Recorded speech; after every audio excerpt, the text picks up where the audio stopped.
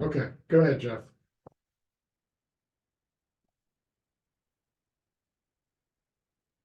Jeff muted. Craig, you can hear me now? Yes, I can hear you. Great. You got a lot of newcomers in the secondary coming in for the first time in spring ball. Tell us what you're expecting to accomplish as a group during this session, and if you've been impressed with anyone in particular during your off-season workouts. Yeah, man.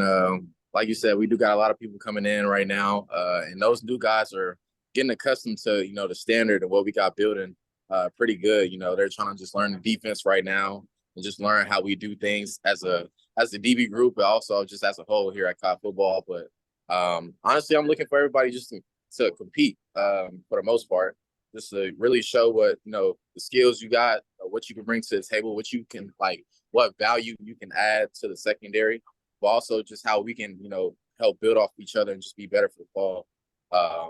I wouldn't really say it's anybody in particular that's really standing out, because I think all of these guys that came in are really pretty good players, but also just dedicated and just determined to just come in and just work. Justin said Marcus Harris might be the fastest guy on the team. Is that your impression? That's definitely my impression, man.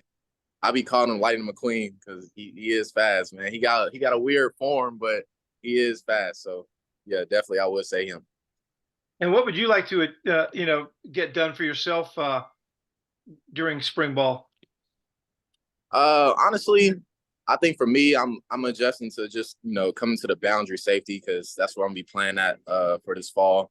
So really just getting adjusted to boundary safety, allowing me to be more free when it comes to making plays and trying to get my hands on the ball, baiting the quarterback, things like that. So I think it's just there, just getting the rhythm of that, getting back into that position. Is that a big adjustment? Not too much, because I've been here for long enough. I know the defense well enough to know pretty much all positions when it comes to the secondary. So not too much of an adjustment, but I think just getting that feel again of just having not as much space as the field, just learning different things there. Last thing, Justin talked a little bit about the fact that one guy on each side of the ball will be able to have the helmet, microphone, and be able to communicate with the coaching staff. Do you know who that's going to be? Is it possibly going to be you, or is that something you'd enjoy having? Yeah, I think it might be me, but that would be really good just to have that in the spring, because obviously we don't have to look to the sideline for the call or just be unfocused when it comes to offense comes out. We can see the formation, we can take in our keys, our reads before even having to look to the sideline or anything to get the call. So I think it's just allowing us to play one step ahead when it comes to trying to be more dominant when it comes to defense. And do you have any experience whatsoever doing that? Yeah, we did it a little bit the bowl game prior. Oh, that's right. So it was really good during the bowl game, and I really liked it. So I'm excited to get back to it if we do get the chance to do it again. And you were the one who had it then? Yeah. And any concern about too many voices coming at you at once between what you're thinking and your teammates on the field and the coaches?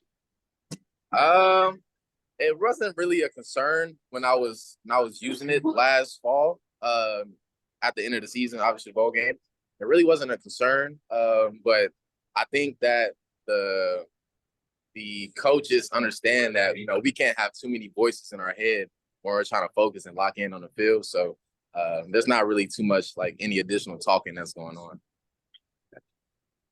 All right, great. Hey, thanks, Craig. Thanks. Okay, we'll go to Thomas Dunn with Frankfort, California. Good morning / afternoon, Craig. Across your time here at Cal, you've seen numerous different groups of players. How have you been malleable with your leadership styles, and how have you attacked being a leader so far this season?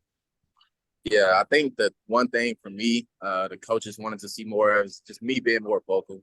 Because it's not really my personality to be the loudest man in the group or loudest man in the room, anything like that. But I've always been by example.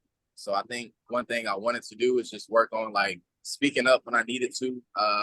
Because when you have a lot of respect on the team and the staff and the culture of the team, I think that people really listen to you when you say things, and you don't have to say things all the time, but when they do, they listen and they take it in. So I think for me, yeah, just be more vocal.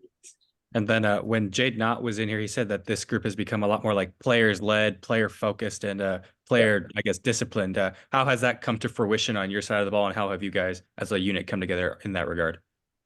Yeah, honestly, it's just more people, standing up and taking that initiative of being a leader. Because good teams, they're not always led by only the coaches. Like the players have a say and a part in that too. So having a team that's player led and the defense that we can all just hold each other accountable, keep the standard. I think that's going to play a really big part when it comes to ball, and then also just spring right now, just getting into that. I think that's going to play a really big part in the success of our team when it comes to it. Thank you. Thank you. Okay, any final questions for Craig? All right, Craig, thanks for your time, man. Appreciate you. Thank you. I appreciate y'all. Have a blessed. See you, Craig. So Kyle, what time should we expect email from you with the